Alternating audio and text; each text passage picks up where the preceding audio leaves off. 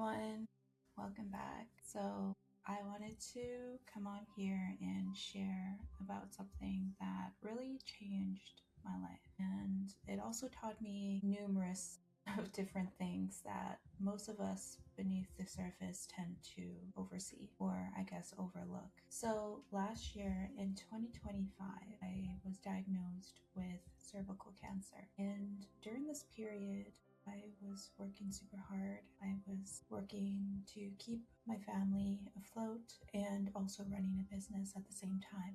I was also going through some relationship heartaches that very much took away from my life force on a daily basis. When I was diagnosed, it was already around, I think, almost close to stage 4. So during the whole year, I was clinically hemorrhaging, and it was definitely not ideal to go as long as I did without treatment. But when I did, it was first really experiencing the dark night of the soul, when I had to stop working because of the amount of energy that it started taking from me.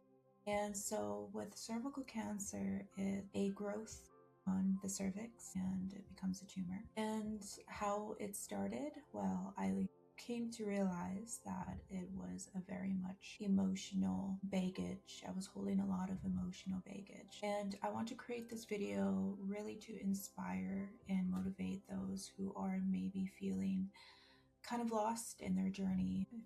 If you have been recently diagnosed with cervical cancer, I'm here with you, and this is why I'm making this video. However, I come bearing with information and with teachings that I have undergone and learned through this diagnosis. And in fact, I don't see it as a clinical problem, but in fact it is a fairly deeply spiritually rooted awareness. And it took me a while for me to realize that these teachings have been around for so long, and anybody can review these information and these teachings if they do wish to go deeper and look for themselves.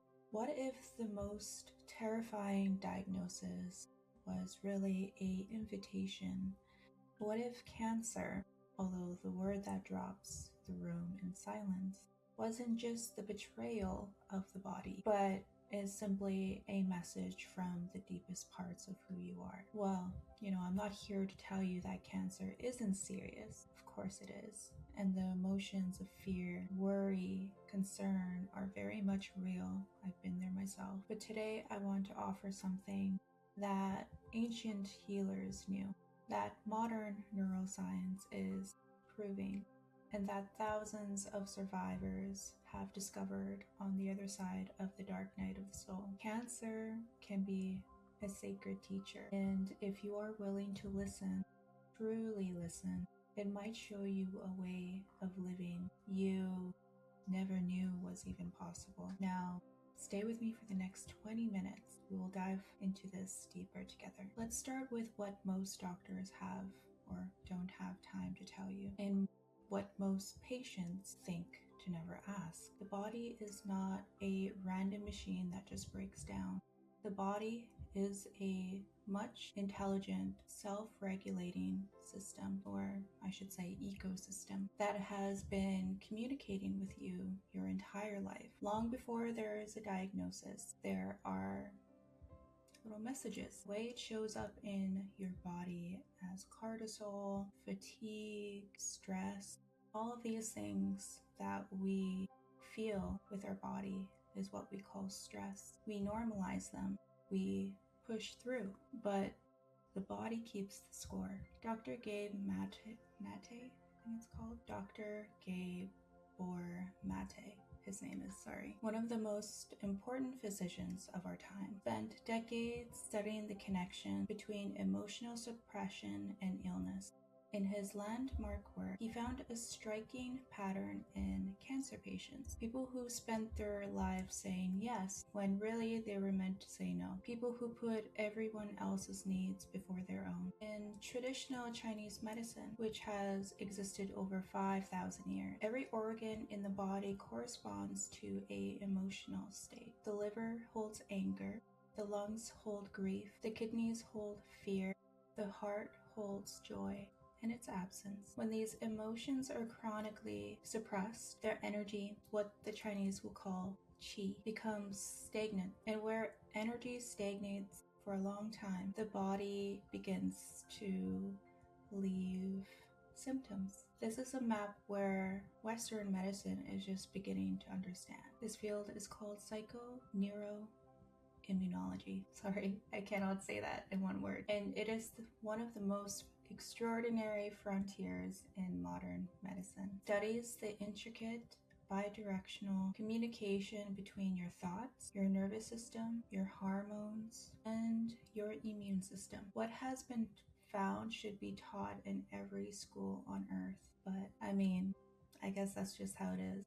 Let me give you a little bit of science because you deserve to understand what is actually happening in your body when you're undergoing stress or chronic stress. When you perceive a threat, whether if it's real or imagined, your hypothalamus fires a signal. Your adrenal glands release cortisol and adrenaline. Your heart rate increases, your digestion slows, your immune system is suppressed, your body is then prepared to fight or flee. This is a brilliant design by the body. In short bursts, this stress response is designed to save your life. But here's the reality of the crisis of modern living. We are designed for acute short-term stressors, a predator, a flood, a confrontation. It's not designed for chronic, low-grade, relentless stress. The mortgage, the relationship tension, the career anxiety, the unprocessed grief you've been carrying since childhood. When cortisol stays elevated for months and even years, the result of that is detrimental.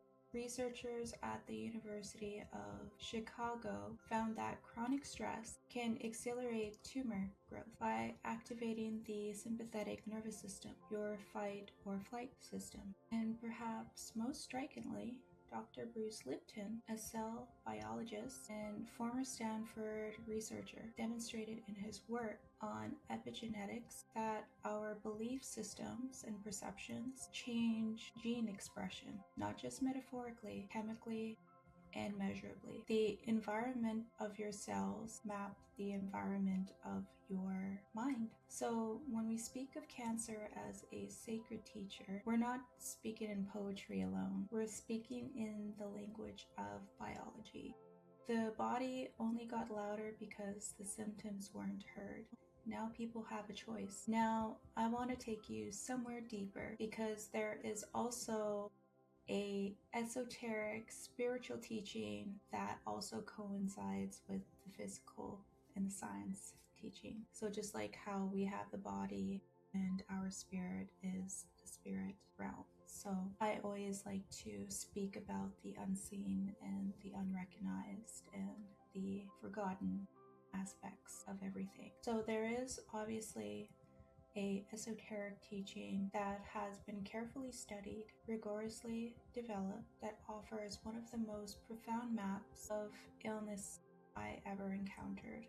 And it comes from the writer Alice Bailey, whose work in esoteric healing was written in the 20th century and draws from the oldest concepts of occult knowledge and wisdom. And I want to walk you through it, not as medical advice, but essentially as a mirror. Because when I encountered this teaching, something in me recognized it was, in fact, true. Bailey teaches that the human is not simply a physical body. You are, in her language, a multi-dimensional being, a multi-layered being, functioning simultaneously through a mental body, an emotional body, and an etheric physical body. And disease, specifically cancer in this case, is understood as a result of imbalances moving through the three layers of the multi-layered bodies, especially over a long period of time. Let me take you through each one. The mental body. The mental body contains your beliefs, your thought patterns, your habitual attitudes.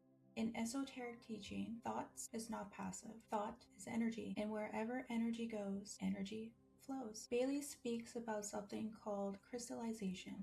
when consciousness becomes rigid, fixed, feared, separative, resentful, overly attached to a particular being or identity. She uses a beautiful image, like think of a river. Living thought is a flowing river, vital, adaptive, nourishing. Fixed thought is ice, no longer moving, no longer circulating. The more rigid the mental pattern becomes, the more difficult it is for higher spiritual energies to move through the system. Now, the emotional body. Below the mental body sits the emotional body, or astral body. This is where grief, fear, anger, resentment, shock, and suppressed desires are held, not as passing experiences, but as stored energetic patterns.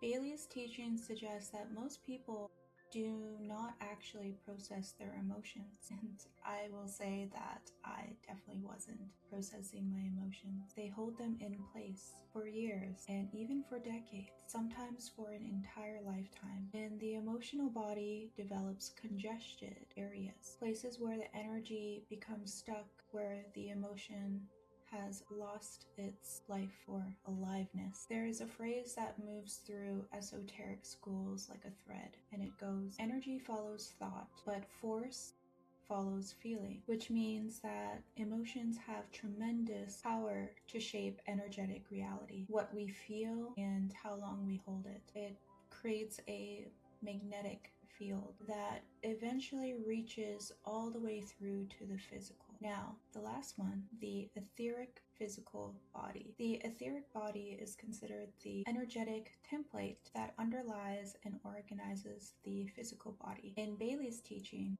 and in many ancient traditional teachings, including Chinese medicine and Ayurveda, all physical diseases show up as disturbances in the etheric network. This network is called the chakra system.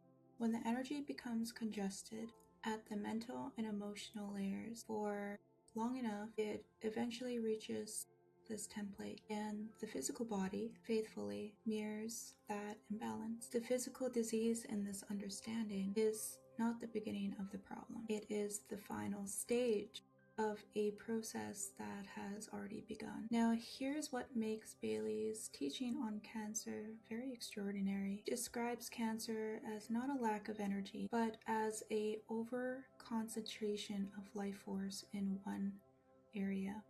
Energy that should be serving the whole organism becomes trapped or isolated. A localized center of excessive, unharmonized growth. And she traces this to a process. Mental crystallization occurs. Emotional congestion accumulates.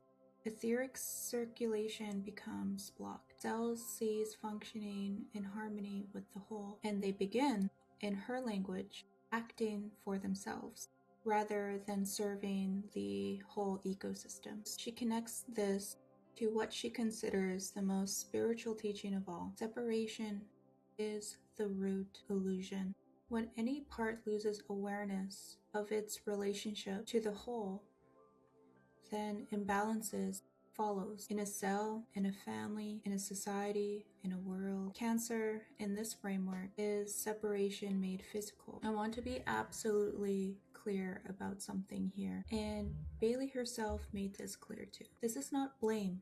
This is not punishment. Anybody who's dealing with cancer, they don't deserve this.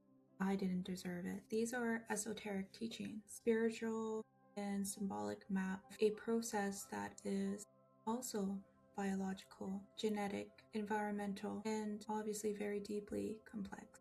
Modern ecology and this ancient wisdom is not in opposition. They are describing the same territory from different vantage points. What Bailey offers is not a diagnosis. It is a direction for healing, and it sure was a direction of healing of mine. Because her teaching on healing is not merely removing the disease. Healing means restoring the alignment between the soul, the mind, emotions, etheric body, and the physical body. She believed that soul energy, the deepest intelligence of who you are, naturally organizes, harmonizes, and integrates. When that energy is blocked from full expression. The lower bodies grow increasingly chaotic. The esoteric healer, therefore, does not fight the disease directly. They work to increase light in consciousness, release emotional congestion, restore etheric circulation, and above all, restore contact between the person and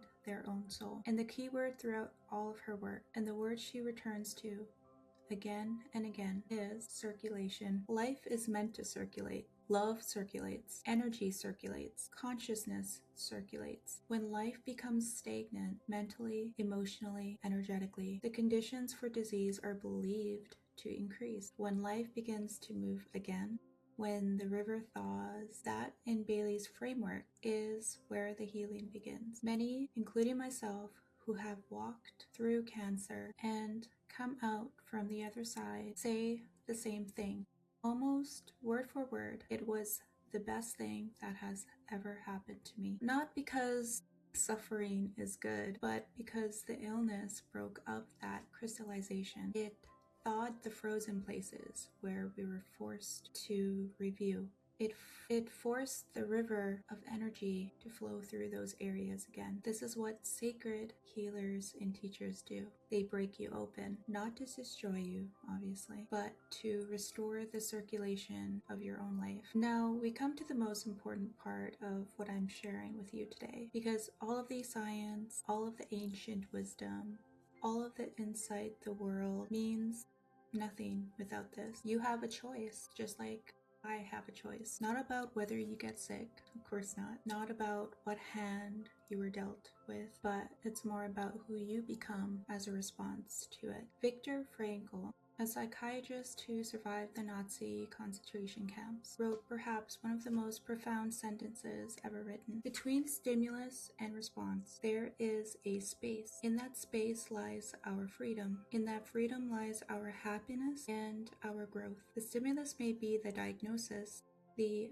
biopsy, but at the end of all of that, the response, however, is yours. And when the doctor told me I was diagnosed, it was very easy to immediately fall apart and cry and think of the end of my life and what I need to do and what to prep for. However, I didn't do that. I remembered these teachings, and immediately I had just took a deep breath in and just sat for a moment, and the doctor asking, "How do you feel about this?" And I told that doctor, I was like,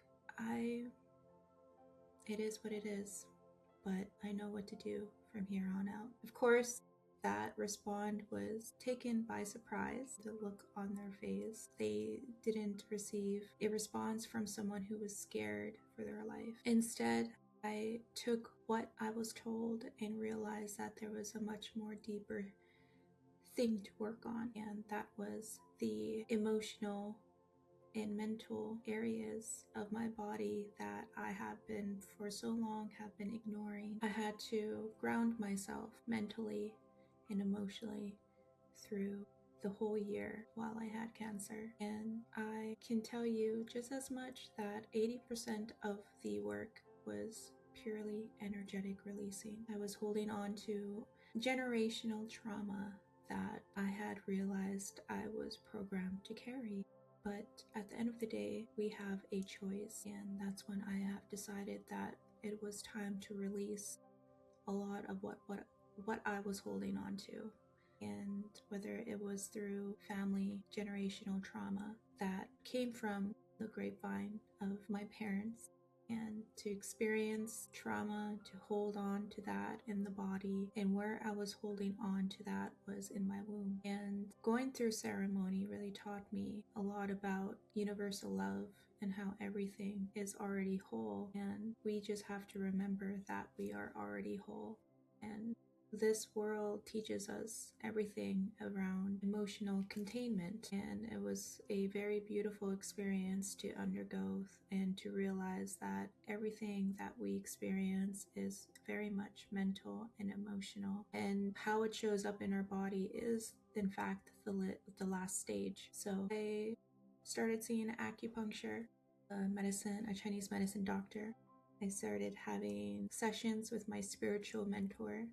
I started eating healthier, and I got treatment done. I've worked deeply on my mental body through meditation and also the emotional realm, that we have a choice to whether or not feel happy and grateful every day and to not live in fear. Studies on cancer survivorship consistently shows that patients who cultivate hope, meaning, social connection, and active engagement with life tend to outlive. This is actually measured. Dr. Kelly Turner studied what she called radical remissions, cases of cancer recovery that modern medicine couldn't fully understand. She analyzed over 1,000 cases and published her findings. And across cultures, across cancer types, across radically different treatment approaches, 9 factors appeared again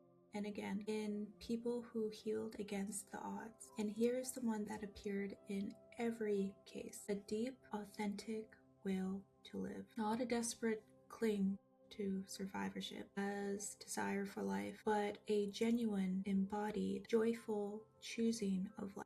This is the choice, not made once, made every morning, made in the 10 seconds before you decide to meditate or before you decide to scroll, made in the breath that you choose to deepen instead of hold, made in the moment you decide, even when joy feels unreasonable. Because joy is not a reward for good circumstances. Joy is a practice. So what does this look like practically? Let me give you some real tools that I personally used, anchored both in ancient practice and modern neuroscience. Tool number 1 is meditation. This is not optional to me. This is my medicine. I use it every day. Every major cancer center in the world, MD Anderson, all now include mindfulness-based stress reduction, or MBSR, in their integrative oncology programs. Why? Well, because the evidence is overwhelming. 8 weeks of consistent meditation reduces cortisol levels,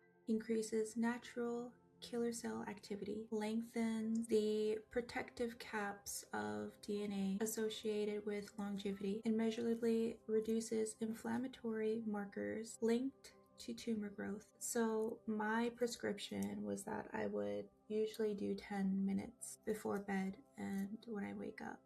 And sometimes it was the first thing that I would do in the morning, around 4 in the morning. I would wake up due to pain around I felt like a major menstrual pain. So it was up around my back, over around my groin and my stomach. So I would wake up every morning at 4 a.m. and I would meditate for 2 hours because that's how much pain I was in. And it worked, surprisingly. But the science is there and it worked for me. But waking up every day doing meditation had really grounded me emotionally, and it definitely helped with pain. And over time, this tends to rewire the prefrontal cortex. It literally changes the brain structure associated with emotional regulation. Now, tool number 2 is emotional regulation or emotional processing. The suppression of emotion is a primary driver of chronic stress. It's quite measurable. Research from Harvard Medical School shows that emotional avoidance activates the same stress cascades. You're not escaping the pain by not feeling it. You are actually prolonging it in yourself. The practice is allowing yourself to feel what is there openly and honestly. Grief, fear, rage, sadness. Let it move through the body, which is why emotions are designed to do. They are meant to be felt through, not stored. Somatic therapies and breath work, expressive journaling or writing, and even conscious crying are all evidence-based interventions for emotional releasing. Every tradition that has ever touched human suffering has known this, that you must go through the dark, not around it. And I use tool number 3, which is heart coherence. The Heart Math Institute has spent 30 years studying psychology in positive states. What they have found changed everything we knew about the relationship between the heart and the brain. When you experience sustained positive emotion, particularly gratitude, joy, love, compassion and appreciation, your heart begins to generate what you call heart coherence or coherent rhythms. These coherent rhythms have cascading effects. Cortisol drops, immune function improves, cognitive clarity releases. The heart, it turns out, sends far more information to the brain that the brain sends to the heart. Your emotional state is not a downstream of your thoughts. It can be deliberately cultivated. And by that practice is that you put your hands to your chest and you just take a deep breath in and just feel the joy, the gratitude, everything that you are here and still here and feeling and being, and hold that thought and that feeling for 5 minutes, and you open your eyes and you just feel that joy. Well, what about the joy? Well, joy is available to everybody right now for free to experience. Joy is a frequency your body knows how to generate, and you just have to choose that. 2-4, meaning. Research consistently shows that a strong sense of meaning and purpose is one of the most powerful predictors of health, longevity, and cancer survival. Purpose activates the parasympathetic nervous system, the rest and repair mode, and suppresses the inflammatory pathways associated with disease progression. Now, as we come to the end of the video, I want to leave you with this. Cancer or any profound illness is not a punishment. It is not a sign that you failed or that the universe or God has abandoned you. It is actually just a turning point, and it is a sacred teacher to show you the right way. It is the moment where your life you were living became incompatible with the life that you were meant to live. In that terrifying sacred space, that something ancient and intelligent in you is asking, will you finally choose yourself? Will you finally choose joy? Will you finally stop performing a life and start living one? The science is on your side. The wisdom traditions is also on your side. In your own body, the most sophisticated healing system in the known universe is also on your side. It is asking you to rest, to feel, to grieve what needs grieving, to release what no longer serves, to meditate, not as an obligation, but as a homecoming, to find one thing right now in this moment to be genuinely grateful for, and then choose again tomorrow and the day after that. Because healing is not a destination, it is a direction. It is a daily decision. You are not your diagnosis, and you are most definitely not your cancer. You are not the fear, and you're also not the statistic. You are a living, breathing, feeling, luminous being who has been given a sacred invitation to wake up. And the most powerful thing I can tell you, and most scientifically supported, the most anciently confirmed, and the most personally witnessed truth. You do, in fact, have this power. You have the power to choose how the story goes. You are worth it.